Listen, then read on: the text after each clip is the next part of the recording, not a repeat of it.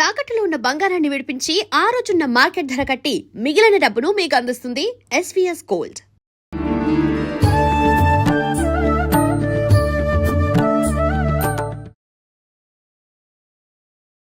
నమస్కారం, welcome to I dream. ధర్మ మార్గం విత్ విజిత కార్యక్రమానికి స్వాగతం.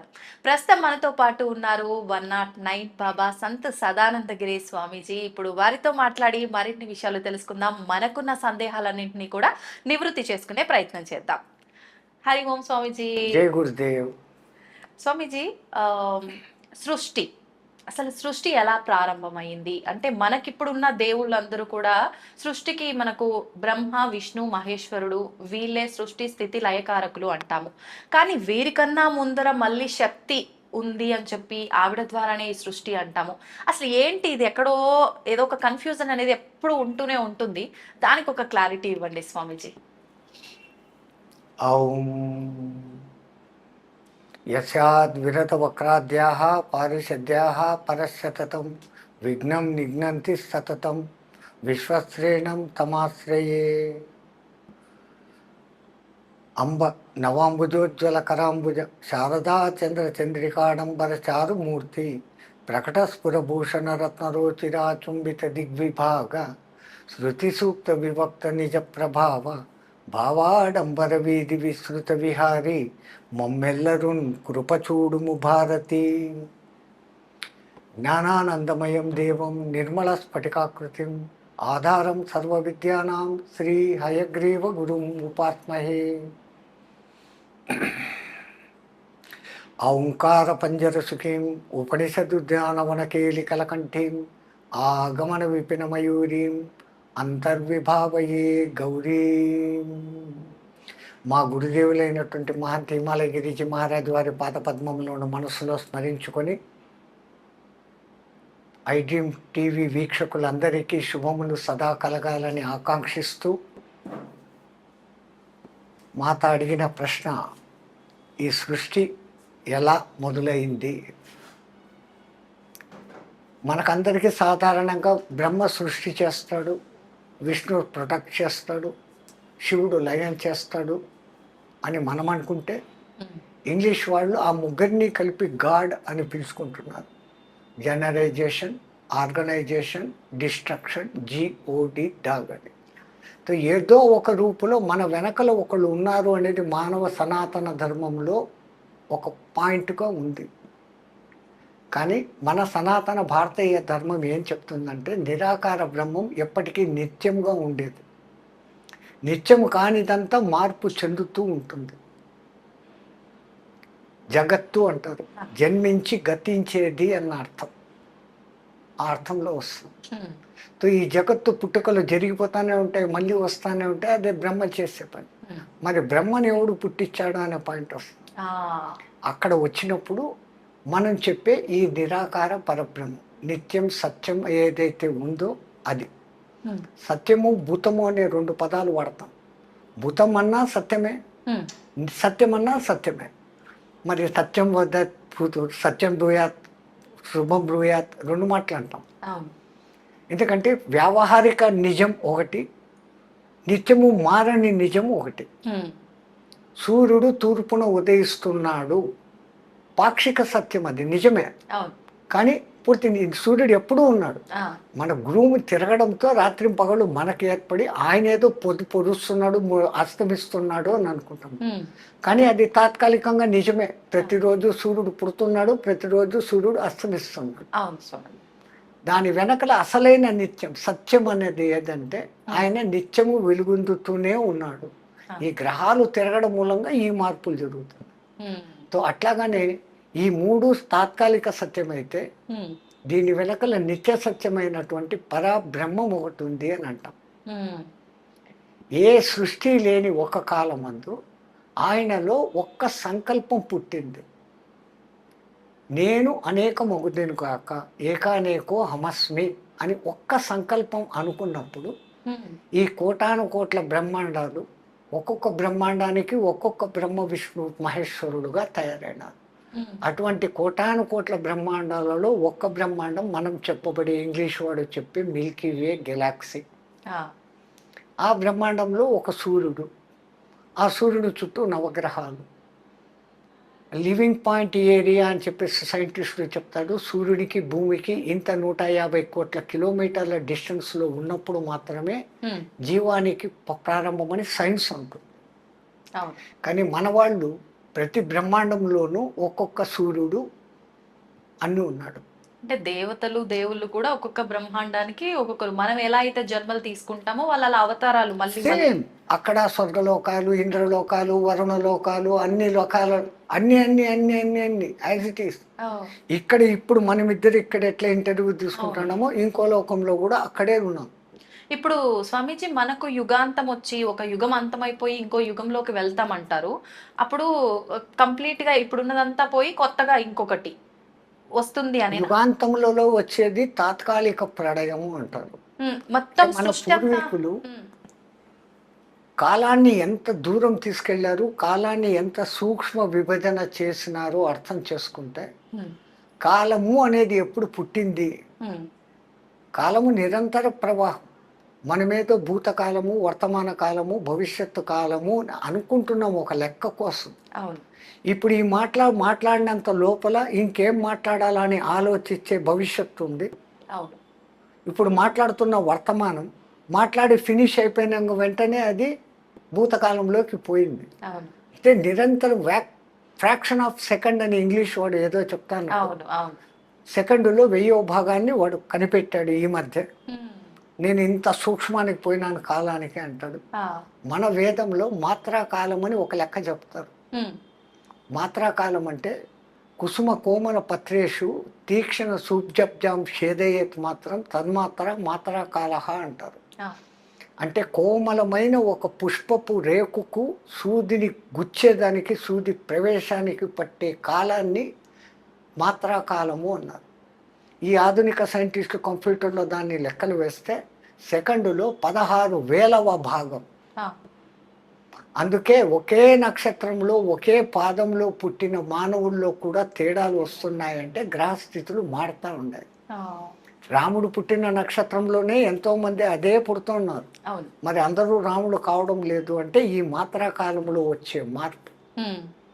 అక్కడ అంత సూక్ష్మంగా మొదలుపెట్టి ఆ నిమేషాలు అని అదని ఇదని లెక్కలు చెప్పుకుంటూ గడియలు విగడియలు అని చెప్పుకుంటూ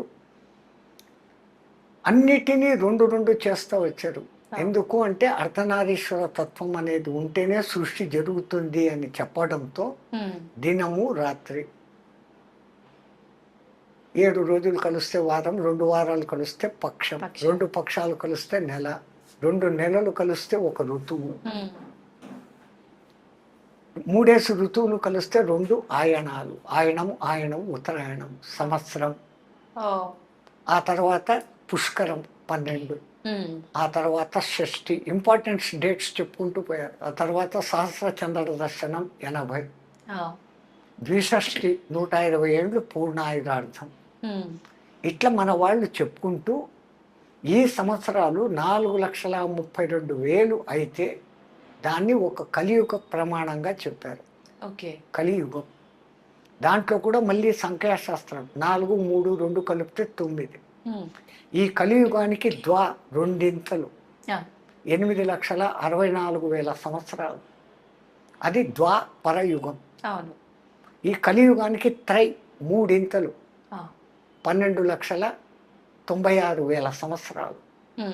అది త్రేతాయుగం. ఈ కలియుగానికి కృతయుగం 12,28,000 17,28,000 సంవత్సరాలు. ఈ 4 యుగాలను కలిపి ఒక్క మహాయుగం అంటారు. ఈ ఒక్క మహాయుగానికి మళ్ళీ టోటల్ చేస్తే 43,20,000 సంవత్సరాలు. ఇట్లాంటి మహాయుగాలు 1000 అయితే బ్రహ్మదేవుడికి ఒక పగలు, 1000 అయితే బ్రహ్మదేవుడికి ఒక రాత్రి. 1000 మహాయుగాలు కలిగిన తర్వాత బ్రహ్మదేవుడు విశ్రమించినప్పుడు ఇంతవరకు జరిగిన ఈ సృష్టి అంతా ఆయనలోకి పోతుంది. మళ్ళీ ఉదయం తెల్లారిన తర్వాత మళ్ళీ పైకి తీస్తాడు. ఇంతకుముందు జన్మలో ఒక బంటుగా ఉన్నోడు ఈ జన్మలో రాజు. ఈ క్రియేషన్ ఈ మార్పులు వాడి కర్మలు వాడు చేసిన ఉత్తమ సేవలను బట్టి ప్రమోషన్స్ డిప్రెషన్స్ అనేటి లెక్కన వాళ్ళలో ఈ మార్పులు జరుగుతూ సృష్టి ఇట్లా అనంతంగా జరుగుతూ ఉంటుంది. ఇట్లాంటి సృష్టి చేసే ఈ బ్రహ్మకు ఒక్కరోజు ఇంత అయితే అటువంటి 365 రోజులు ఇంటూ 100 అయితే ఈ బ్రహ్మ కూడా పోతాడు. అప్పుడు ఆ బ్రహ్మ పోయినప్పుడు పెద్ద కల్పం, పెద్ద వినాశనము అంటారు. మళ్ళీ కొత్త బ్రహ్మ వస్తాడు. అందుకే భవిష్యత్తు బ్రహ్మ హనుమంతుల వారు అని ఇప్పుడే చెప్పి ఉన్నారు మన వాళ్ళు. అవును అవును వాస్తవం. ఇట్లా ఈ బ్రహ్మలు మారుతూ ఉంటారు. ఇట్లా బ్రహ్మ మారితే అది విష్ణుదేవుడికి ఒక్క రోజు అంట. విష్ణుదేవుడికి ఒక్కరోజు. అట్లా శ్రీ మహావిష్ణువుకు ఒక్కరోజు ఇంటూ 365 ఇంటూ 100 వేస్తే ఆ శ్రీ మహావిష్ణువు కూడా కరారవిందేన పదారవిందం ముఖారవిందేన వినివేశయంతం వటస్య పటస్య పుటేశయనం బాలముకుందం మనసాస్మరామేని బాలముకుందుడు అయిపోతాడంట. ఆయన అట్లా బాలముకుందుడు అయితే అది శివ పరమాత్మకు ఒక్క ఉచ్ఛ్వాస నిశ్వాస కాలం అంట. అట్లా శివ పరమాత్మకు 21,600 హంస జపము జరిగిపోతే ఆయనకు ఒక్క రోజు. అటువంటి రోజులు ఇంటూ 365 ఇంటూ 100 అయితే ఆయన జగన్మాతలో కలిసిపోతాడంట. అట్లా జగన్మాతలో కలిసిపోతే ఆ కాల సమయం జగన్మాతకు ఒక్క రెప్పపాటు కాలం అంట.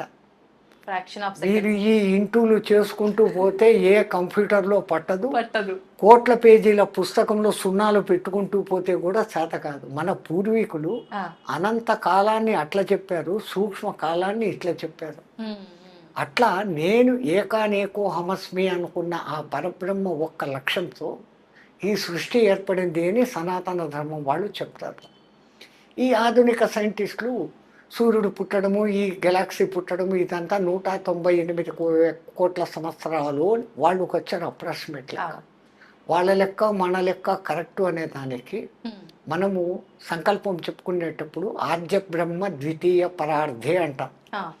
అంటే ఇప్పుడున్నటువంటి బ్రహ్మ యొక్క 50 ఏళ్ళు నిండిపోయి 51వ బర్త్డే ఫస్ట్ డేట్లో ఉన్నాడు అని. మరి ఇప్పుడు నేను చెప్పిన లెక్క ప్రకారము ఈ ఇన్ని లక్షల సంవత్సరాలన్నింటినీ కలుపుకుంటూ ఇంటూ 50 సంవత్సరాలు చేస్తే అది 203 కోట్ల సంవత్సరాలకు వస్తుంది. అంటే ఈ సైంటిస్టులు చెప్తున్న దానికి అదికి ఒకటే. ఎక్కడ తేడా అంటే అంతా ఈ 198 ఏళ్ల క్రితం బిగ్ బ్యాంగ్ జరిగి విశ్వం పెరిగినప్పుడు భూమి మీద ఏమీ లేదు, భూమి అగ్నిగోళం లాగా ఉండింది. చల్లబడేదానికి కొన్ని కోట్ల సంవత్సరాలు అయింది. ఆ తర్వాత ఈ డైనోసారస్ అనేటివి వచ్చాయి, అవి కూడా అంతరించిపోయినాయి, ఉల్కాపాతాలు జరిగి. ఆ తర్వాత మళ్ళా ఎక్కడో నీళ్లలో ఒక చిన్న జీవం వచ్చింది, అమీబా అనబడేటువంటి మొదటిది. తర్వాతే ద్వికణ జీవిగా మారింది, ఏకకణ జీవి ద్వికణ జీవిగా మారింది, అది కూడా నీళ్ళలోనే. ఇట్లా కణాలు పెరుగుతూ పెరుగుతూ పెరుగుతూ జల జీవాలు ఏర్పడ్డాయి. ఆ జలంలోనే ఉండకుండా మెల్లగా భూమి మీదకి రాను మొదలుపెట్టాయి. నీళ్ళలోకి వస్తూ భూమిలోకి వస్తూ తిరుగుడుతూ ఉన్నాయి కొన్ని వేల సంవత్సరాలు. మళ్ళీ కొన్ని వేల సంవత్సరాలకు నీళ్లను వదిలేసి భూమి మీదనే నివసిస్తున్నాయి. ఆ తర్వాత ఈ జంతు లక్షణాలను వదులుకుంటూ మెల్లగా మానవ లక్షణాలకు పుణికి పుచ్చుకున్నాయి. తర్వాత జంతు లక్షణాలను పూర్తిగా వదిలేసి మానవుడిగా మారినాయి. మానవుడు తెలివితేటలు పెంచుకున్నాడు, ఆయుధాలు కనిపెట్టినాడు, రాజ్యాలు ఏర్పాటు చేసుకున్నాడు. ఆ తర్వాత అతని బ్రెయిన్ పూర్తిగా వికసించి అన్నిటి మీద కమాండ్ తీసుకున్న స్థాయికి వచ్చాడు అని సైంటిస్టులు అంటారు. మన సనాతన ధర్మంలో దశావతారాలు చెప్పారు. దశావతారాలలో మొట్టమొదటి చేప, మత్స్యావతారం, అది నీళ్లలో. రెండవ అవతారం కూర్మావతారం, నీళ్లలోనూ ఉంటుంది, భూమి మీద ఉంటుంది. మూడవది నీళ్లను పూర్తిగా వదిలేసి భూమి మీదనే ఉండేది, వరాహ అవతారం. ఆ తర్వాత జంతు లక్షణాలను వదులుకుంటూ మానవ లక్షణాల్లోకి వస్తూ ఉంది నారసింహ అవతారం, జంతువు నుంచి మనిషిగా డెవలప్. జంతు లక్షణాలు అన్నీ వదిలేసింది సూక్ష్మ మానవుడు వామనుడు. ఈ వామనుడు మెల్లమెల్లగా డెవలప్ అవుతూ ఆయుధాలు కనిపెట్టినాడు, పరశురామ అవతారం. రాజ్యాలు ఏర్పరచుకున్నాడు రామ అవతారం. పూర్ణ మానవుడిగా మారినాడు శ్రీకృష్ణ పరమాత్మ. నవ దశావతారాలకు దీనికి ఇంచుమించు అన్ని దగ్గరే. వాళ్ళ దృక్కోణం వేరే, మన దృక్కోణం వేరే. దృష్టి మారుతుంది కానీ సృష్టిలో మార్పు లేదు. ఆ సృష్టి ఇట్లే జరుగుతూ ఉంటుంది, నాశనం అవుతూ ఉంటుంది, పుడుతూ ఉంటుంది అని మనం అంటాం. ఇది అప్పుడు పుట్టింది ఎప్పుడు పోతుందో అని వీళ్ళు లెక్కలేస్తే సూర్యుడు ఇంకా కొన్ని కోట్ల సంవత్సరాలకు పోతాడు, బిగ్ స్టార్ అదేమో అయిపోతాడు, పోతుంది అయిపోతుంది అంటాడు. అయిపోతుంది, మళ్ళా వస్తూనే ఉంటుంది. ఎందుకంటే ప్రతి గెలాక్సీకి మధ్యలో ఒక బ్లాక్ హోల్ అనేది ఉంది. ఈ గెలాక్సీలు అన్నిటికీ మధ్యలో అనంతమైన చీకటి ఉంది. అందుకే సైంటిస్టులు అంటారు కనపడేదంతా 5%, కనపడనిది అంతా 95% ఉంది అంటారు. దాన్ని బ్లాక్ మ్యాటర్ అంటారు. దాన్ని తెలుగులోకి ట్రాన్స్లేట్ చేస్తే కృష్ణ పదార్థం. కృష్ణ అని అనకూడదు. ఎందుకని అనకూడదు స్వామిజీ? ఇప్పుడు కృషివలుడు అంటారు మీరు, అక్కడ క్రూ అంటారు. కృపాచార్యుడు క్రూ అంటున్నారు. కృషి చెయ్యండి అంటాం. అక్కడ ఏం వాడుతున్నారు? క్రూ అంటారు. కృతజ్ఞతలు అంటాడు. అప్పుడు క్రూ అంటాడు. కృతజ్ఞుడు వాడు అంటాడు. అక్కడ క్రూ వాడతాడు. మా కృష్ణుడి దగ్గరకు వచ్చేసరికి కృష్ణ అంటున్నారు కానీ కృష్ణ అనడం లేదు. వాస్తవానికి కృష్ణ అన్నప్పుడు మన తృష్ణ తీర్చువాడు కృష్ణుడు. కృష్ అంటే అనంతము. ఆ అనంతాన్ని ఇచ్చువాడు కృష్ణ. అందుకే కృష్ణుని మనం ఆరాధించినప్పుడు ఆ పేరునన్నా సరిగ్గా ఉచ్చరిస్తే వాడు మన మాట వింటాడు. ఎంతసేపు కృష్ణ కృష్ణ అంటే నన్ను కాదులే ఎవడో కృష్ణ అని పిలుస్తున్నాడు, నన్ను పిలవడం లేదు అనుకుంటాడు. ఓకే స్వామీజీ, హనుమంతుల వారి విషయానికి వస్తే చాలా ఎక్కువగా ప్రాధాన్యత ఇస్తూ ఉంటారు హనుమంతుల వారికి ప్రతి విషయంలో కూడా. అసలు మామూలుగా రామాయణం విషయం చూసుకుంటే గనక మనకు ముందు నుంచి హనుమంతుల వారు రామాయణంలో ఉన్నట్టుగా మనకు చెప్పబడలేదు. కిష్కింద కాండ నుంచి హనుమంతుల వారు ఉన్నట్టుగా మనకు పురాణాలు చెప్తూ ఉన్నాయి, శాస్త్రాలు చెప్తూ ఉన్నాయి. మరి ఎందుకు ముందు నుంచి లేని ఒక క్యారెక్టర్ కి ఎందుకు అంత ప్రాధాన్యత అనేది నా క్వశ్చన్. ఇది చెప్పాలంటే రామనామ మహిమ ముందు చెప్తే హనుమంతుల వారి గురించి తర్వాత చెప్పుకోవచ్చు. అలాగే 4-5 కథలు వస్తే తప్ప హనుమత్ తత్వం అర్థం కాదు. మొట్టమొదట తెలియాల్సింది రామతత్వం. రామ అనే 2 అక్షరాలు ఎందుకు అంత ఫేమస్ అయింది? ఔంకారం లేని మంత్రము పనికిరాదు అంటారు. ఏ మంత్రానికైనా కానీ ఔంకారం ఉంటుంది. కానీ శ్రీరామచంద్రుడికి ఔంకారం అవసరం లేదు. జానకి రామ సీతారామ అంటామే కానీ ఔం శ్రీరామ అని అనం. శ్రీరామ అంటాం, ఔం రామ అని ఎవరు అనం. ఎందుకంటే ఆ ఏకాక్షరంగా మారుస్తే రామ్ అన్నప్పుడే దాంట్లో ఔం నిబిడీకృతంగా ఉంది. అన్నిటికీ మించి వైష్ణవులందరికీ గొప్ప మంత్రం ఓం నమో నారాయణాయ అష్టాక్షరి మంత్రం. నారాయణాయలో నుంచి రా తీసేసి చదవండి, నా ఆయనాయ, ఆయనాలే లేవు అన్నటువంటి భ్రష్ట మంత్రం వస్తుంది. ఆ మంత్రం చచ్చిపోతుంది. అష్టాక్షరి గొప్ప మంత్రం. ఆ మంత్రంలో ఈ రా అనేది ప్రాణాక్షరం. ఓం నమో నారాయణాయ, నా ఆయనాయ, ఆయనాలే లేవు, విరుద్ధార్థం వచ్చేస్తుంది. ఆ అష్టాక్షరిలో రా ప్రాణాక్షరం, 2వ అక్షరం. దానికి ఉన్న ఆ ప్రాధాన్యత పోయింది ఒక్క అక్షరం తీసేయటం వల్ల. అష్టాక్షరి నాశనమే. అవును.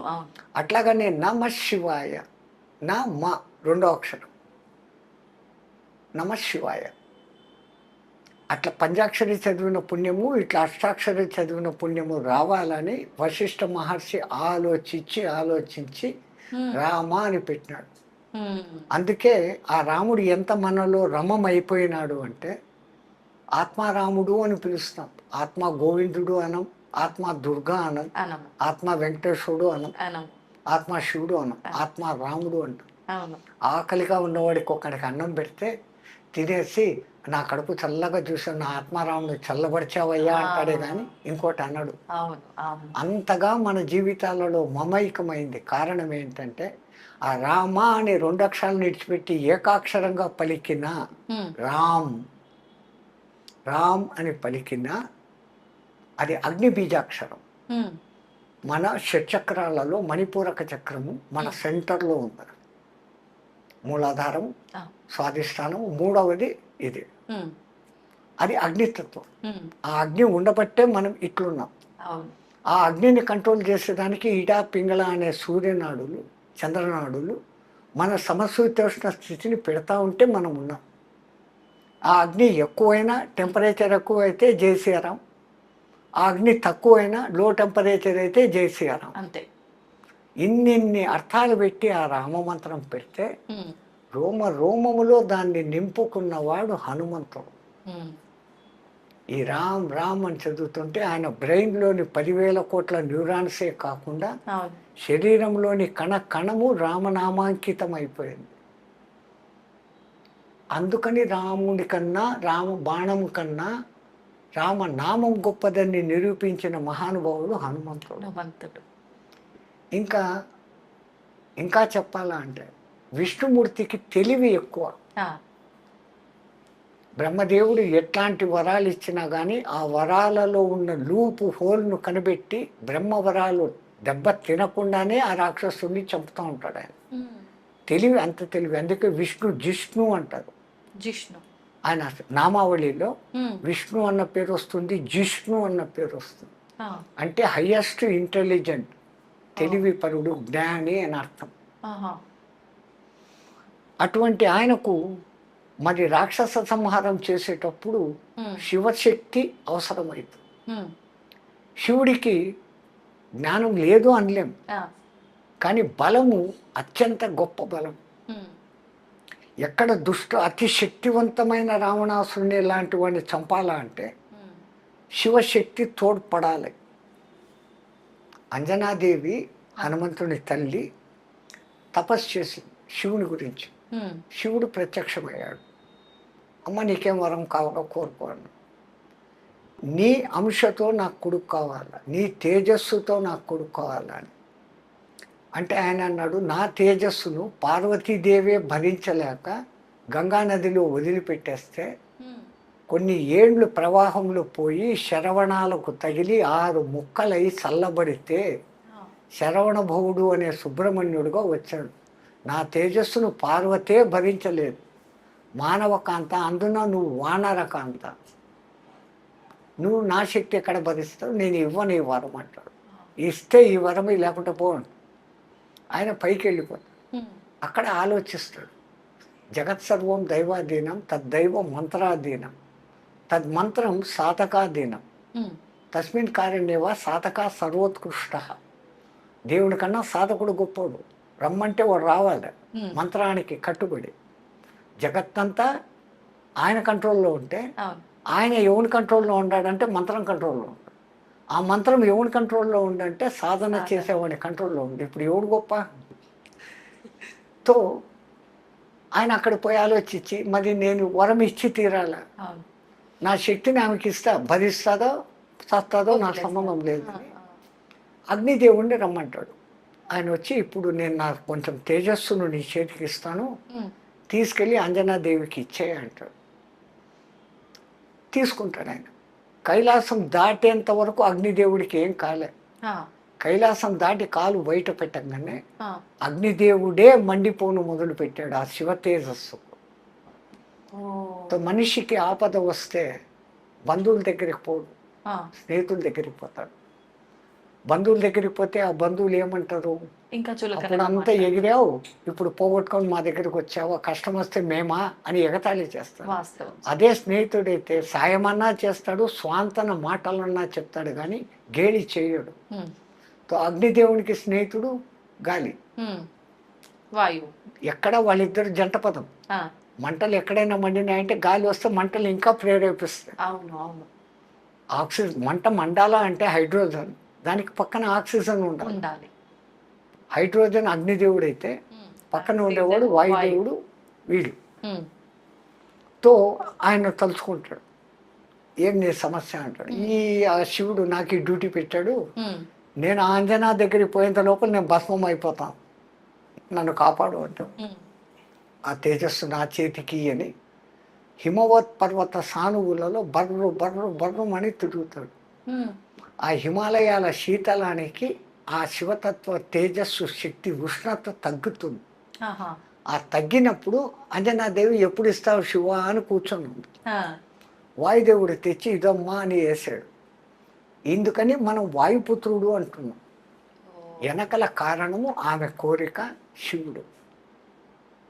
శివుడు ఆ విధంగా హనుమంతుడుగా ఎందుకు పుట్టాల్సి వచ్చిందంటే దానికి ఇంకో కథ ఉంది.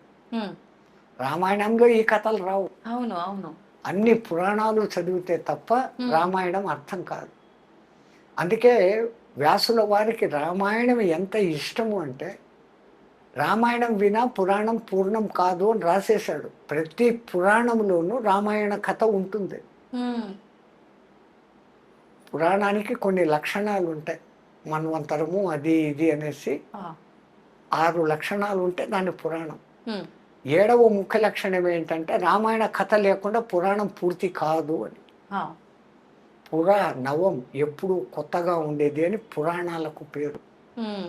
మొదట 18, దానికి ఉప పురాణాలు 18, ఔపప పురాణాలు 18, 54 పురాణాలు ఉన్నాయి. ఏ పురాణం అన్నా చదవండి, దాంట్లో రామకథ ఉంటుంది. ఈ చిన్న చిన్న కథలు అక్కడ వస్తాయి. ఈ అంతా సమగ్రంగా చదివితే తప్ప రామాయణం అర్థం కాదు. ఒకానొక సమయంలో ఒక రాక్షసుడు శుంభాసురుడు అనేవాడు ఎవరో ఆడు కూడా తపస్సు చేసి చిరంజీవత్వం పొందాల. కానీ ఈ బ్రహ్మ చిరంజీవత్వం ఈడు. ఎంత టెక్నికల్గా వరాలు అడిగినా కానీ ఆ జిష్ణు చంపేస్తాడు. విష్ణుకు కూడా దొరకని లాజిక్ని మనం ఏదన్నా పట్టుకొని చిరంజీవత్వం సాధించాలా అని ఆలోచించి మనసులో ఒక థాట్ వస్తుంది. ఆ థాట్ పెట్టుకొని తపస్సు చేస్తాడు. బ్రహ్మదేవుడు ప్రత్యక్షమవుతాడు. ఒక వారం తర్వాత వారం అడుగుతాను అంటాడు. ఈ వారం రోజులు మళ్ళీ ఆలోచిస్తాడు.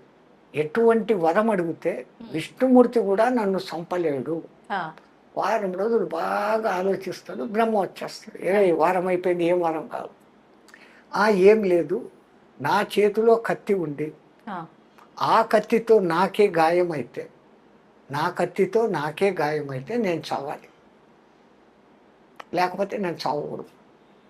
బ్రహ్మ ఓరి పిచ్చోడా, ఇది ఎక్కడ వరంరా? ఇన్నాళ్ళు తపస్సు చేసి వారం టైం అడిగి ఇంత పిచ్చి ప్రశ్న, ఏ పిచ్చిదో మంచిదో నాకు ఈ వరమే అన్న. ఆయన ఏమనుకోకుండా తదాస్తు అని వెళ్ళిపోయాడు. బ్రహ్మ అటు పోంగానే వీడు ఇంకా నా జీవితంలో నేను కత్తిని ముట్టనుగాక అని ధారగా వదిలినాడు. ధారగా వదిలితే ఇంకా మళ్ళీ తిరిగి తీసుకోవడం ఉండదు.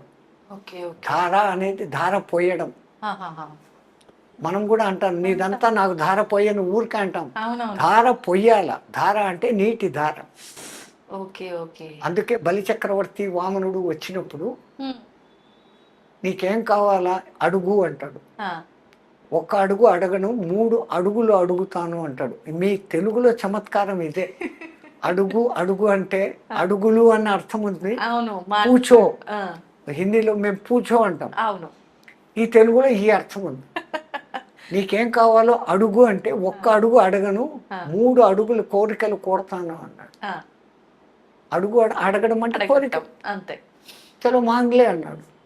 మరి ఇచ్చేటప్పుడు నాకు నేను అడిగింది నాకు ధార పోసి అన్నాడు. అంటే ఇంకా నేను మాట తప్పను, ఇంకా ఇస్తాను అని. ఆ ధార పోసేటప్పుడు శుక్రాచార్యుడు అడ్డం వస్తాడు. వచ్చినోడు విష్ణు నిన్ను నాశనం చేసేదానికి వచ్చినాడంటే అంతటి విష్ణు చెయ్యి కింద నా చెయ్యి పైన ఉంటే ఇంకేం కావాలా అనేసి ఆయన్ను కూడా కాదని చెప్పి ధారాపాతంగా నేను నీకు ఇస్తాను, నువ్వు అడిగిన 3 అడుగులు ఇస్తాను అంటాడు. అనగానే ఈయన 1 అడుగుతో నీ రాజ్యం అంతా కావాలా అంటాడు. 2వ అడుగుతో నువ్వు సంపాదించుకున్న పుణ్యలోకాలు అన్నీ కావాలా అంటాడు. పైలోకాలు అయిపోయింది. ఇంకా 3వ అడుగు ఇంకెక్కడ అడగాలి? నా తల మీద పెట్టు అంటే రసాతలానికి ఆయన్ను ఉచ్చస్థానానికి పంపుతాడు. నీచస్థానం కాదు. అతల వితల సుతల తలాతల రసాతల మహాతలాలు స్వర్గము కన్నా అద్భుతమైన వైభోగాలతో ఉంటాయి. ఓ, అక్కడ బలిని పంపించేసి బలికి ద్వారపాలకుడుగా విష్ణుమూర్తి ఉంటాడు. విష్ణువే ధార ద్వారపాలకుడు. పోయడంలో ఇంత అర్థాలు ఉన్నాయి. ఆ, ఈడేమో ఇక్కడ ఈ ధార పోసాడు. ఇంకా లేని అల్లకొల్లాలు ఈవినికి ఎన్ని శక్తులు వచ్చేసినాయంటే దేవతలకు మించిన శక్తులు. ఏది అనుకుంటే సంకల్పంతో ఆయుధాలు చేతికి వచ్చేసి శక్తి వచ్చేసింది. ఉమ్, ఇంకా ఈయన జయించడం చేతకాడం లేదు. ఉమ్, ఇంద్రుడు అల్లాడుతూ వచ్చాడు. త్రిపురాసులను చంపగలిగినావు నువ్వే సరైనోడి, వాడి మీదకి యుద్ధానికి పో. ఉమ్, ఈయన పోయాడు. వాడు ఇంకా ఏమిది, వాడు కత్తి మట్టుకు పట్టుకోడు. ఇంకా ఏమి శూలం అంటే శూలం, పాశుపతాస్త్రం అంటే ఏదైనా అన్నీ చేస్తాడు. అవును. చావుడు. శివపరమాత్మ యుద్ధం చేసి చేసి చేసి అలసిపోయి ఆ, రిటర్న్ వచ్చేస్తాడు. దేవతలంతా మీటింగ్ పెట్టుకున్నాడు. రే బ్రహ్మ, నువ్వు ఏం వరం ఇచ్చినావురా? ఉమ్, ఏం లేదు, వాడి చేతితో కత్తి ఉండాలంట, వాడికి దెబ్బ తగలాలంట, వాడు చావాలంట. ఓ సింతేనా, మనం కత్తి తీసుకొని పోయి యుద్ధం చేస్తామని మళ్ళీ పోయినాడు. ఆ, ఆయన కత్తి పట్టడం లేదు. పట్టలేదు. ఓకే. కత్తిని అడ్డగిస్తూ ఏమేమో పడతాడు. ఈయన అలసిపోతానాడే తప్ప ఆ, వాడు కత్తి పట్టడం. కానీ ఓడిపోయి మళ్ళీ వచ్చాడు. ఆ, మళ్ళా మీటింగ్ పెట్టుకున్నప్పుడు విష్ణుమూర్తి దీర్ఘంగా ఆలోచిస్తా అన్నాడు. ఉమ్, ఏమయ్యా అంటే, మరి ఇంకా ఈ జిష్ణువే కాపాడాలమ్మా అని అంటే, ఆ, ఈ జిష్ణు చేత కూడా కాదు ఇది. ఉమ్, వాడు ఎవడో ఇంతకుముందు ఒకటి అడిగాడు, నేలలో కాదు, భూమి మీద కాదు, ఆకాశంలో కాదు, ఇంట్లో కాదు, బయట కాదు, పగలు కాదు, రాత్రి కాదు, అవును, మనుషుల చేత కాదు, జంతువుల చేత కాదు, దేవతల చేత కాదు, అవును. ఆయుధాల చేత కాదు. అట్లాంటి వాడినన్నా చంపాడు వీడు. ఉమ్, వీడు కత్తి పట్టడు అనేసి దార పోసుకున్నాడు. అవును. ఇంక వీడి చేత కత్తి పట్టించేది ఎట్లా, వీడు చచ్చేది ఎట్లా, వీడు చావడు. ఆ, లేదు, అనంత కోటి ఉపాయాలకు శతకోటి అపాయాలు ఏమో అంటారు మీరు తెలుగులో. అదేమో చెప్తారు, ఆ, ఆ, శతకోటి ఉపాయాలకు అనంత కోటి అపాయాలు ఏమో ఉంది. అది మంచి వర్డ్. అవును. ఆ శతకోటి అపాయాలకు అనంత కోటి ఉపాయాలు బుద్ధులు సంథింగ్ ఏదో వస్తుంది అనుకుంటే. ఏదో ఉమ్, అట్లా ఎక్కడో ఒక్క చోట లూప్ హోల్ ఉంటుంది అని ఈయన అంటున్నాడు. ఆ, ఏం లూప్ హోలు, వాడు కట్టే పట్టుకోడు. ఇంకెక్కడ లూప్ హోలు అని ఈయన. అవును. నువ్వు సంపలేవు అని ఆయన. ఎవడైనా జాతస్య మరణం ధ్రువం సంపుతాను అని ఈయన.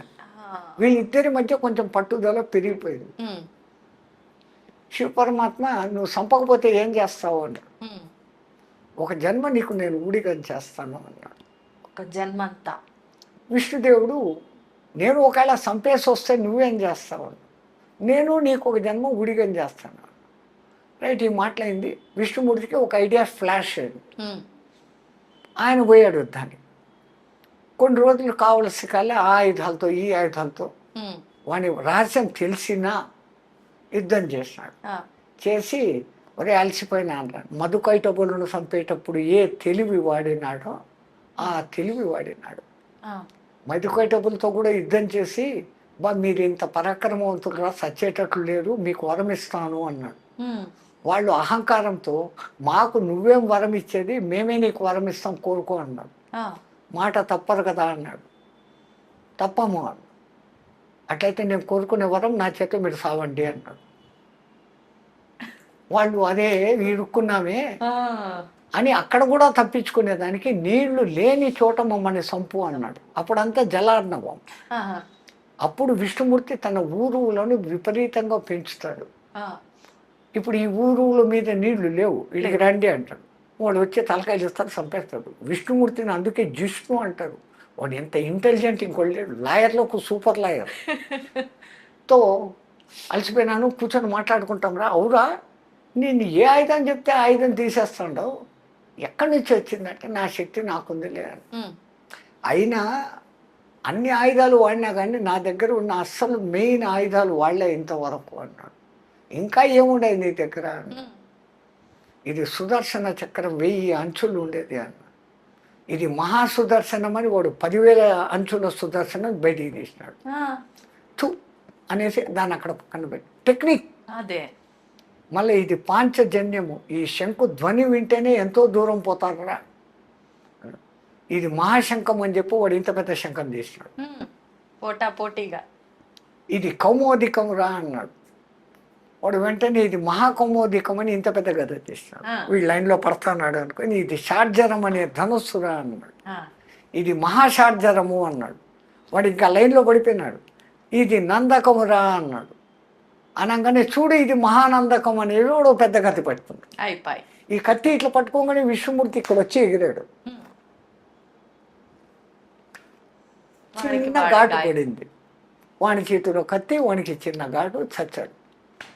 అందరూ విష్ణుమూర్తికి జై అంటే శివపరమాత్మ నవ్వుకుంటూ కూర్చోండి. వీళ్ళకు భవిష్యత్తు తెలుసు, ఇదంతా జరిగే నాటకం. అంతే. ఆ విష్ణుమూర్తి వచ్చి ఏమయ్యా నేను చంపాను, మరి ఏం చేస్తావు అని. నువ్వు రామావతారం ఎత్తు, నేను హనుమంతుడే వస్తాను అన్నాడు. అంజన కోరుకోవడం, అక్కడ రావడం, ఇక్కడ ఇది ఆ యుద్ధము, ఎన్నిటి మూల కారణంగా ఆంజనేయ స్వామి మనకు వచ్చాడు. అందుకే పంచముఖ ఆంజనేయ స్వామిని చూపించేటప్పుడు విష్ణు శక్తులన్నీ దాంట్లో ఉంటాయి. 5 ముఖాల్లో ఏది మొదటిది, భూమిని పైకెత్తాలంటే ఎంత శక్తి కావాలా? వరాహ శక్తి, ఒక ముఖం ఆంజనేయుడు. రెండవది హిరణ్యకశిపుడు లాంటి రాక్షసుని చంపాలా అంటే నృసింహ శక్తి, రెండవ ముఖం. హయగ్రీవుడు లాంటి రాక్షసుని హయగ్రీవుడు లాగానే చంపాల కాబట్టి అక్కడ అమ్మవారి నాటకమే. ఆ హయగ్రీవుడు అనే రాక్షసుడు వాడు ఎట్లాంటి వరం అడిగినాడంటే కేవలం సేమ్ నాలాగా ఉండేవాడి చేతిలోనే నేను సవాలా. వాడి తలకాయ గుర్రం ముఖం, హయగ్రీవుడు. హయం అంటే గుర్రం, గ్రీవం అంటే మేడ, హయగ్రీవం. మరి ఇంకో హయగ్రీవం ఏడుంది? అందరూ ఓడిపోయినారు. విష్ణుమూర్తి కూడా యుద్ధం చేసి అలసిపోయి బాణం కింద తల పెట్టుకొని అలసిపోయి పడుకున్నాడు. ఆయన పడుకున్నాడు, నిద్రపోతున్నాడు. యుద్ధం చేసి చంపుతాడు అంటే నిద్రపోతున్నాడు, నిద్ర లేపాల. ఆయన నిద్ర లేపితే కోపగించుకుంటాడేమో. తెలివిగా లేపుతాము అని బ్రహ్మదేవుని పిలిచి వాడిని ఎట్లా ఒకట్లా లేపు, ఆయన విల్లు పట్టుకుని ఉన్నాడు కదా, ఆ నారిని కట్ చేస్తే విల్లు ఇట్లా ఉంటుంది. నారి ఉన్నప్పుడు బెండ్ బలంగా ఉండి ఆ విల్లు తెంపేస్తే ఇట్లా ఉంటుంది కదా. ఆయనకు మెలకు వస్తుంది, మళ్ళీ యుద్ధం చేస్తాడు. బ్రహ్మదేవ ఆ విల్లును కొరికే అంట, నారిని కొరికే అంట. అంటే అంతవరకు బ్రహ్మ సృష్టించని ఉమ్రీ పురుగులు అనబడేటువంటి చెదలను పుట్టిస్తాడు. ఆ చెదలకు చెప్తాడు పోయి నారిని కట్ చేయండి. ఆయన్ను కట్ చేస్తే మాకేం లాభము అని అయ్యి యజ్ఞంలో మీకు కూడా భాగం ఇస్తాము అన్నాడు. ఆ మాట విని అయిపోయినాయి. ఇప్పుడు కూడా సాంప్రదాయంగా యజ్ఞం జరిగిన తర్వాత, యజ్ఞం పూర్తయిన 2వ రోజు లోపల తవ్వితే కింద మీకు ఆ చెద పురుగులు కనపడతాయి. ఆ పరుగులు కనపడినాయి అంటే మీ యజ్ఞం సక్రమంగా చేసినట్టు. యజ్ఞం అంటే మామూలు విషయం కాదమ్మా. సుక్కు శృవాల శుద్ధి, భూశుద్ధి, వాస్తు శుద్ధి, ఇటుకల శుద్ధి, ఆ హోమద్రవ్యాల శుద్ధి, ఇన్ని చేస్తే యజ్ఞం. అది హోమము యజ్ఞము మధ్య తేడా ఏంటి స్వామి? పేర్లు అదే. యజ్ఞం అంటే పలానా పేరు మీదే ఈ యజ్ఞం చేస్తున్నానని సంకల్పించుకొని ఇన్ని రోజుల వరకు చేసేది యజ్ఞం. హోమం అంటే నిత్యాగ్ని హోమం. బ్రాహ్మణుల ఇంట్లో 3 అగ్నులు ఎప్పుడు పెట్టుకొని ఉంటారు కదా. గ్రాహపత్యము, ఆవహనీయము, అగ్ని అనేది 3 అగ్నులు ఉంటాయి. అది ఆ సిస్టమ్. ఇప్పుడు మళ్ళా సబ్జెక్ట్ మంది ఎక్కడికో డివియేట్ అవుతుంది. పురాణాల కథలు సామాన్యంగా ఉండవు. మనం పంచముఖ హనుమంతుడి హయగ్రీవుడు అది కొట్టంగానే ఎంత జోరుగా ఈ నారి కొడుతుందంటే విష్ణుదేవుని తలకాయ ఎగిరిపోతుంది. ఒరవరే లేపుతామనుకుంటే తలకాయ పోయింది, ఎత్కండ్రా కనిపిస్తాము అనుకుంటారు, దొరకదు. అప్పుడు అందరూ జగన్మాతను ప్రార్థిస్తే ఫలానా చోట గుర్రం ఆ ముఖం పట్టుకొని ఉంది, దాన్ని కట్ చేసి పెట్టండి అంటారు. ఆ గుర్రం తలకాయ తీసుకొని వచ్చి పెడతారు. అంటే ఇప్పుడు టెక్నాలజీ చేయి తీసి చేయి పెట్టినట్లు దేవతలకు ఏం తెలుసు అంటే తలకాయలు తీసి తలకాయలు పెట్టే టెక్నిక్ గణపతి దగ్గర నుంచి హయగ్రీవుడి దగ్గర నుంచి అనేకం ఉంది. వేదాల్లో అనేక చోట ఈ అశ్విని దేవతలు అనే దేవతల వైద్యులు యుద్ధరంగంలో కాళ్ళు చేతులు తెగిపోయిన వాళ్ళకు ఇనుప కాళ్ళు ఇనుప చేతులు వేసినట్లుగా రాసి ఉన్నారు. ఆపరేషన్స్ లో మన వాళ్ళు అంత ఎక్స్పర్ట్స్. వాళ్ళు ఎట్లా చేసినారో ఆపరేషన్స్ ఉన్నాయా స్వామిజీ? ఖచ్చితంగా. కానీ ఆ టెక్నాలజీ ఎటువంటిది అనేది మనకు తెలియదు. మూర్ఖులు అడుగుతారు, ఏనుగు తల ఇంత ఉంటుంది, మనిషి మెడ ఇంత ఉంటుంది, ఎట్ట కలిపినారు అని అంటారు. మొన్న ఎవడో ఒక సైంటిస్టు ఒక తలను తీసి ఇంకో మనిషి తలను పెట్టాలా అని ప్రయోగం చేస్తున్నాడు అని పేపర్లో పడింది. అది సక్సెస్ అయిందో లేదో తెలియదు. వాళ్ళ టెక్నాలజీ వేరే, అవును మన టెక్నాలజీ అంతా టెస్ట్ ట్యూబ్ బేబీల వరకే వచ్చింది. అంతే. జైగోటుగా ఇక్కడ తయారు చేసి దాన్ని మళ్ళీ తల్లి గర్భంలోనే పెడుతున్నారు. అవును అవును కానీ తల్లి గర్భం అవసరం లేకుండా కౌరవులలో ఆయిల కుండలలో పుట్టించారు. అవును అవును దశరథుడు చనిపోతే భరతుడు వచ్చేంత వరకు శవం పాడు కాకుండా తైల భాండంలో పెట్టి రక్షించినారు అని రాసి ఉంది. శవాన్ని ఎన్ని రోజులైనా భద్రపరిచే టెక్నాలజీలు వాళ్ళ దగ్గర ఉన్నాయి. ఇప్పుడేమో ఐస్ బాక్సులు, మీకు మిషన్లు కనపడుతున్నాయి. వాళ్ళ టెక్నిక్లు వేరే. వాళ్ళు అంటే మెదడు బుర్రకు పని పెట్టి మళ్ళీ ఇప్పుడు ఎప్పుడైతే హయగ్రీవ తల వచ్చిందో వాడి కోరిక ప్రకారం నాలాంటి వాడి చేతిలో సవాలని చచ్చాడు. అంటే విష్ణుమూర్తికి అక్కడ ఆ హయగ్రీవ తల వచ్చేదానికి అమ్మవారి అనుగ్రహము, శివశక్తి. అందుకే ఆ పంచముఖ ఆంజనేయ స్వామిలో హయగ్రీవ ముఖం. Okay okay. ఆ తర్వాత రామచంద్రుల వారి కార్యం నిర్వర్తించేదానికి హనుమత్ ముఖం 4. అఖిలాండ బ్రహ్మాండాలను తన కడుపులో పెట్టుకున్న శ్రీ మహావిష్ణువును మోసి తీసుకొని పోవాలంటే గరుత్మంతుడు ఎంత బలంగా ఉండాలా. ఆ శివశక్తి లేకపోతే ఈయన నడవలేడు. అది గరుడ అవతారం. అట్లా ఆ పంచముఖ ఆంజనేయ స్వామి, ఆ రామనామ శక్తి శివశక్తి. అందుకే హనుమతే రుద్రాత్మకాయ హూంఫట్, రుద్రుని ఆత్మను కాయముగా ధరించిన ఓ హనుమంతుడా నా సర్వారిష్టాలను దూరం చెయ్యి అనేసి ఆయన మంత్రాలలో ఒక పేరు. అట్లాగనే ఆయనకు సుందరుడు అని అసలైన పేరు. అంజనాదేవి ఆయనకు పెట్టిన పేరు సుందరుడు. సుందరుడు. ఆయనకున్న అనేక పేర్లలో కృష్ణ అనే పేరు కూడా ఉంది.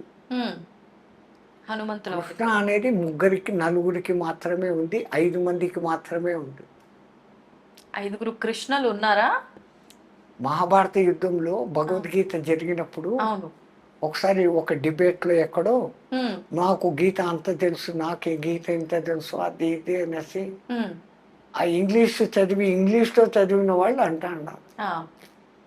గీతను బాగా అబ్జర్వ్ చేస్తున్నారు. ఆ భారతం అంతా చదివినారంటే భారతం మొత్తం చదివాను నన్ను, గీత మొత్తం చదివాను. మళ్ళీ అట్లయితే భగవద్గీతలో ఎంతమంది కృష్ణులు ఉన్నారు, నువ్వెక్కడ పిచ్చోడివయ్యా, చెప్పిన కృష్ణుడు ఒకడే కదా. మళ్ళీ విన్న అర్జునుడు కూడా కృష్ణుడే. అర్జున పల్గొన పార్థ కిరీటి బీభత్సుడు విజయ కృష్ణ సవ్యచాచి ధనుంజయ అని ఆయనకు కూడా 10 పేర్లు. సర్వ ఉత్కృష్ట ఆకృష్ట రూపం ఇది కృష్ణం. క్రూ క్రూ క్రూ అన్నప్పుడే ఇది వస్తుంది, క్రీ క్రీ అన్నప్పుడు రాదు. సర్వ ఉత్కృష్ట ఆకృష్ట రూపం కృష్ణం. అర్జునుడు కూడా అంత సుందరుడు కాబట్టి ఒక్క ద్రౌపదమ్మను కాకుండా ఎంతో మందిని, విద్యుల్లేఖమాలని, ప్రమీలను, సుభద్రను, ఇంతమంది. కృష్ణుడి తర్వాత ఎక్కువ భార్యలు ఉండేవాడు ఈయనే. ఎందుకంటే ఆ ఆకృష్ట రూపం. అంటే ఇప్పుడు చెప్పే కృష్ణుడు ఒకడు, వినే కృష్ణుడు ఒకడు, ఇంకా ఇంకో కృష్ణుడు జెండాపై కపిరాజు హనుమంతుడు, ఆయనకు కూడా కృష్ణ అనే పేరు. 3. 4వ వాడు అసలు ఈ కురుక్షేత్ర సంపాదన యుద్ధం రావడానికి మూల కారణం ద్రౌపది. ద్రుపదరాజు కూతురు కాబట్టి ద్రౌపది, పాంచాల దేశపు రాకుమారి కాబట్టి పాంచాలి. కానీ యజ్ఞ సంభవ యజ్ఞ వేదికలో నుంచి బయటకు వచ్చినప్పుడు అగ్నిదేవుడు ఆమెకు పెట్టిన పేరు ఈమె కృష్ణ అన్నాడు. అది 4. ఇంకొకరు 5వ రాసిన వ్యాసుడు. వ్యాసుడు అసలు పేరు కాదు, కృష్ణ ద్వైపాయనుడు.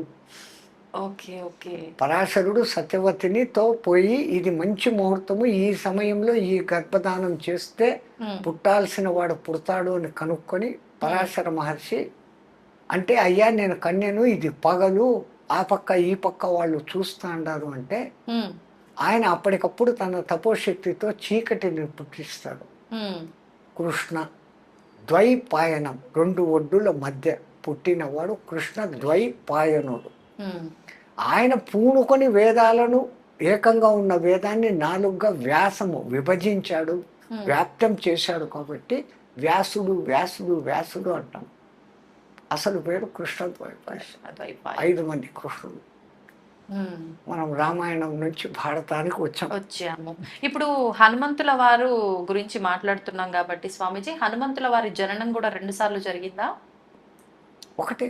ఒకసారి మూర్ఛిల్లి పడిపోవటము ఏదో జరిగింది అని చెప్పి, మూర్ఛిల్లి పడిపోవటం ఏదో జరిగింది అని చెప్పి మళ్ళీ అప్పుడు ఆయన మూర్ఛిల్లితే బయటకు వస్తే రెండో జననం కాదు.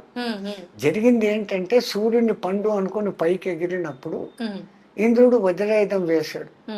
వజ్రాయుధం దెబ్బకు ఎవరైనా సస్తారు. కానీ ఇంద్రుడు వజ్రాయుధం వేయడంలో ఎందుకు కారణం అంటే ఈయన కారణ జన్ముడు. ఈయన హనుమలు బాగుంటే వేదాన్ని బాగా పలకగలడు. భవిష్యత్తులో ఈడు సూర్యుని దగ్గర విద్య నేర్చుకోవాలి. వేద మంత్రాలు చదవాలంటే హనుమలు బాగుండాల. హనుమలు అంటే దవడలు. ఈ దవడలు బాగుండాలంటే దానికి ఆ పలుకు రావాల.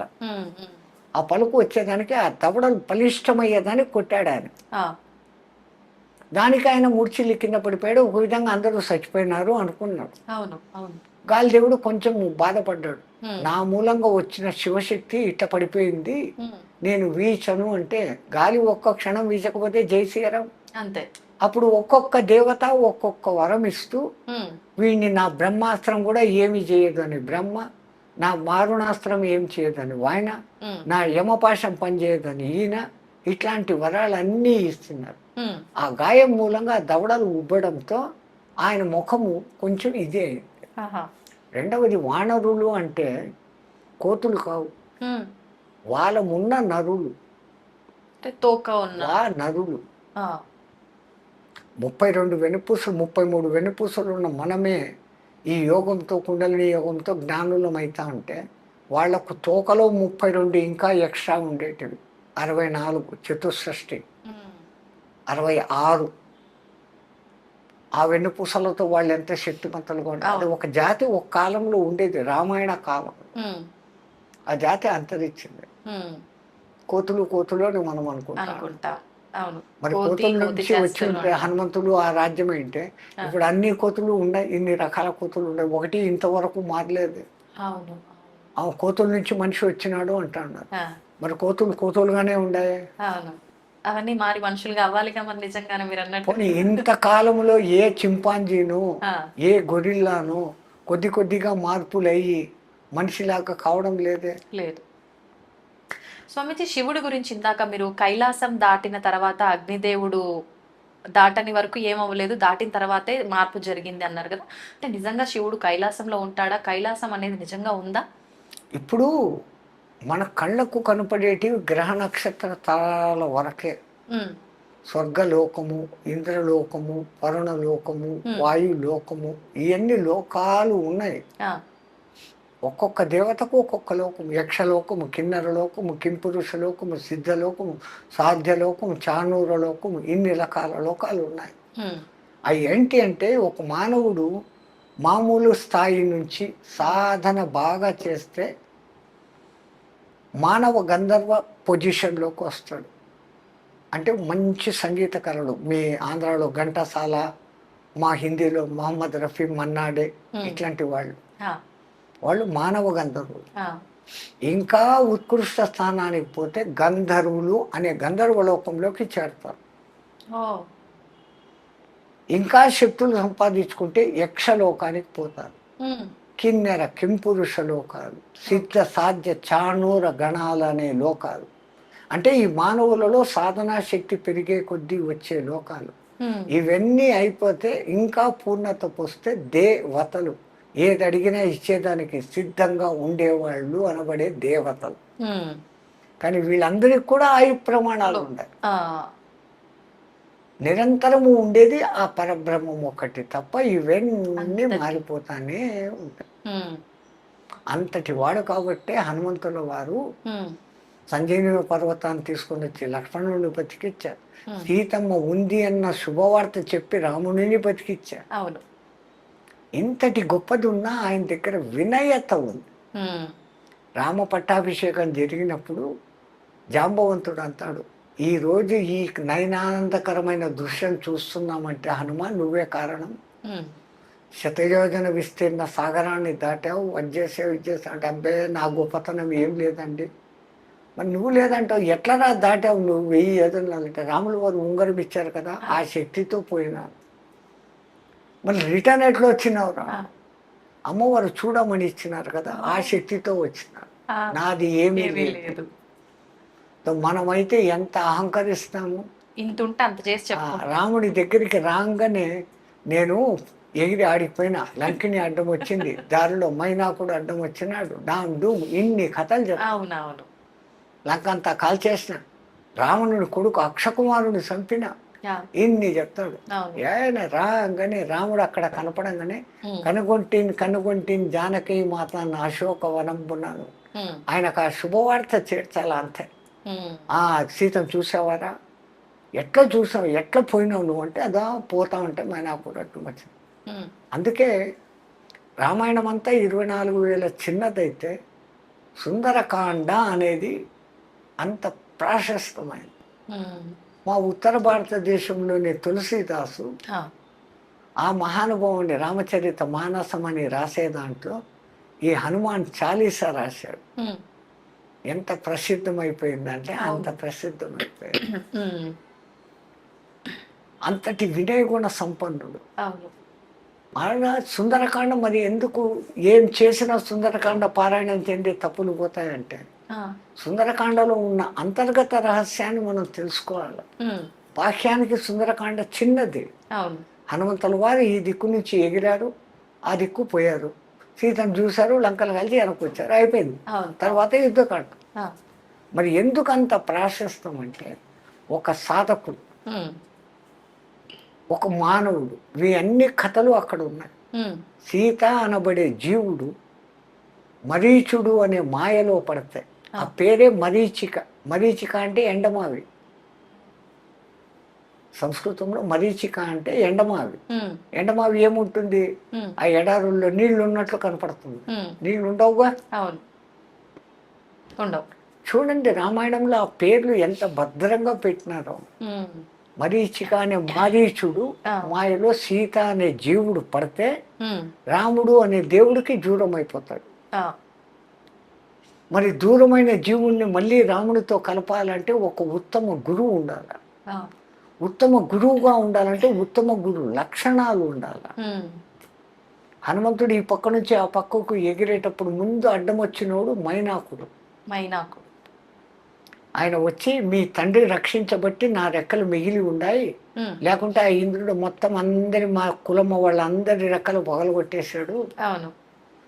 అదే రెండవది, ఉమ్, రఘువంశంలో పూర్వీకుడైనటువంటి సగరుని పేరు మీద సాగరం అని వచ్చి, ఈ లోపల నేను ఉన్నాను, ఆ, రామకార్యం మీద పోతాండవు, నా ఆతిథ్యం తీసుకుని పోయి పండ్లు తిని పో అంటాడు. ఆ, నేను రామకార్యం మీద రామ బాణంలాగా పోతా ఉన్నాను, నీ ఆతిథ్యానికి థ్యాంక్స్ అన్నాడే కానీ, ఉమ్, మనలాగా సాధకులకు ముందు ఆటంకము తిండి. అవును. తిండి మీద నియంత్రణ సాధించాలి ఒక సాధకుడు అనే దానికి అర్థం. ఉమ్, రెండవది, ఇంకా ముందుకు పోతూ ఉంటే తాను ఉన్నత ప్రయాణం చేస్తా అంటే లౌకికాలు మనిషిని ఎప్పుడో ఒకసారి కిందికి లాగుతూ ఉంటాయి. లాగుతాయి. అదే ఆమె సిమిక, ఉమ్, ఛాయాగ్రాహి రాక్షసి అని అంటారు. ఓకే. అంటే మనము ఉన్నత పదంలో పోయేటప్పుడు ఇంకా కొంచెం లౌకికాలు లాగుతూ ఉంటాయి. ఉమ్, ఆ లౌకికాలను కూడా ధ్వంసం చేస్తే తప్ప నువ్వు ముందుకు పోలేవు అనే దానికి ఉమ్, ఆ సింహాన్ని చంపాడు. ఆడదేం చూడలే, అవును. సింహికని చంపేశాడు. ఆ, మళ్ళా దాటుకొని ముందుకు పోతే లంకిని అవుతుంది, సురస వస్తుంది. ఉమ్, అంటే అక్కడ మన బుద్ధిని ఎప్పుడు ఎక్కడ వాడాలి, how to do, what to do, when to do తెలుసుకొని ఉండాలి. ఉమ్, ఆమె నాకు బ్రహ్మదేవుడు వరం ఇచ్చినాడు, ఎవరు ఇక్కడ పోయినా కానీ నాలో మునిగిపోవాలా అని చెప్పింది. ఉమ్, ఆయన ఇంత అయినాడు, ఆమె ఇంత అయింది. అవును. అక్కడ సడన్గా ఇంత అయిపోయి నోట్లోకి పోయి, అమ్మ నువ్వు అన్నట్టుగా నీలో పడి వచ్చాను ఆ, అంటే ఎక్కడ తెలివి ఉపయోగించాలో, ఎక్కడ బలం ఉపయోగించాలో అక్కడ గురువుకు ఉండాల్సిన లక్షణం. ఉమ్, అది కూడా అయినాక లంకలోకి దిగినాడు, దిగిన వెంటనే లోపలికి పోలే, ఆ, టైం సెన్స్ ఎప్పుడు ప్రవేశించాల. ఉమ్, అందుకని లంకిని వచ్చేంత వరకు ఉండి లంకిని మతం అణచి ఉమ్, ఆ తర్వాత లోపలికి పోయినాడు. ఉమ్, ఇక్కడ విచిత్రం వాల్మీకి రాశాడు, ఆ, ఆయన పిల్లి అంత ఆకారం దాల్చిపోయినాడంట. పిల్లి అంత మార్జాల మాత్రే రూపేణ అంటాడు. ఆ, పిల్లి అంత అయ్యి, పిల్లి కన్నా ఇంకా చిన్నది ఎలక, అవును. దానికన్నా దోమ, ఈగ, చీమ, ఈ రూపాలు కాకుండా పిల్లిగా ఎందుకు పోయినాడు? ఎందుకని? మనకు మర్కట కిషోర న్యాయము, మార్జాల కిషోర న్యాయము అని ఉంటుంది. ఆ, కోతి పిల్లను ఇట్లా అంటుంది, అవును. ఆ పిల్ల అంటుకుంటుంది. ఈ కోతి ఏమో చెట్టు కొమ్మల మీద నుంచి గోడల మీద నుంచి గోడలకు ఎగురుతూ ఉంటుంది. బిడ్డ ఉందా లేదా చూసుకో, పట్టించుకో. నువ్వు పట్టుకో, నాకు సంబంధం లేదు అంటూ. మ్మ్. అది అవును. మర్కట కిషోర న్యాయం. ఓకే. కానీ మార్జాల కిషోర న్యాయం, ఏ కూరలతో ఎలకను చంపేయగలిగిన శక్తి కలిగిన పిల్లి ఆ తన చిన్న కూనలను ఆ మెడ మీద పట్టుకొని గాయం కాకుండా క్షేమంగా ఇంకో చోటికి మారుస్తుంది. అవును స్వామి. సో అక్కడ ఆ బిడ్డ నేను ఫుల్ సేఫ్, నాదేం లేదు, అంతా నీదే అనే సమర్పణ భావం ఉంది. మ్మ్. రామా నేను నీ సేవకుణ్ణి అన్నటువంటి సమయస్ఫూర్తిని చూపించేదానికి వాల్మీకి మ్మ్. ఆ వరుడు వాడినాడు. పాపా. అంటే ఇప్పుడు ఈయన పూర్ణుడు అయినాడు. అవును. ఒకటి ఆకలిని జయించాడు, మ్మ్. రెండవది లౌకికాలను జయించాడు, వదిలేశాడు. ఆ, తెలివి ఎప్పుడు ఎక్కడెత్త వాడాలనో వాడగలుగుతా ఉన్నాడు, అవును. అవును. ఏ సమయానికి ఏం పని చేయాలనే సమయ సెన్స్లో ఉన్నాడు. మ్మ్. ఇంత అద్భుత గుణాలు కలిగి ఉన్నా కానీ పైవానికి శరణాగతిగా ఉన్నాడు. ఇంత మానవులు. ఉండబట్టి గురువు తత్వాన్ని పొంది అవును. అంతవరకు భ్రమలో ఉన్న సీత దగ్గర అనబడే జీవుని దగ్గరికి వెళ్ళి, ఓరి జీవుడా మ్మ్. ఆ మాయలో నుంచి బయటికి రా, రాముడు ఉన్నాడు, మ్మ్. నిన్ను నేను కలుపుతాను అని స్వాంతని ఇచ్చినాడు. మ్మ్. అందుకే అంటాడు, సీతమ్మ వచ్చే నా ఈపు మీదకి పైకి అని. ఆ, ఆమె నేను పరపురుషుని తట్టను అంటున్నాను. దానికి ముందు రావణాసురుడు నిన్ను జుట్టు తొడ పట్టుకొని తీసుకుని పోయినాడు. అప్పుడు నేను భయం విహ్వాలను, మ్మ్. నాకేం జరుగుతుందో నాకు తెలియదు. ఇప్పుడు తెలిసి నీ మీద ఎక్కను. ఒకవేళ ఎక్కినాను, తీసుకుని పోయేటప్పుడు మళ్ళీ ఈ రాక్షసులు మధ్యలో వస్తాయి, నన్ను రక్షిస్తావా వాళ్ళతో యుద్ధం చేస్తావా, మ్మ్. ఇవన్నీ అడగడాలు. అవును. అవును. నిజానికి ఆమె వాడిని పుత్రునిగా అనుకునేది. అనుకుంది. ఈయన పిచ్చి పని చేసి లంకనంతా కాల్చేసి, ఏదో ఇంత చేసి సీతను కనిపెట్టి లంకంతా కాల్చేసిన, సీత కూడా చచ్చిపోయింది ఆమె. మ్మ్. సీత ఉన్న చోటే అగ్ని ఏం చేస్తుంది? సీతే స్వయం అగ్ని, అవును. సీత మండదు. అందుకని ఆమె అక్కడ ఉన్నాక, ఇంత చేసినావు నీకు చిరంజీవత్వం వచ్చు కాక, అష్టసిద్ధి నవనిధికే దాత మ్మ్. ఐసవర దీన జానకి మాత.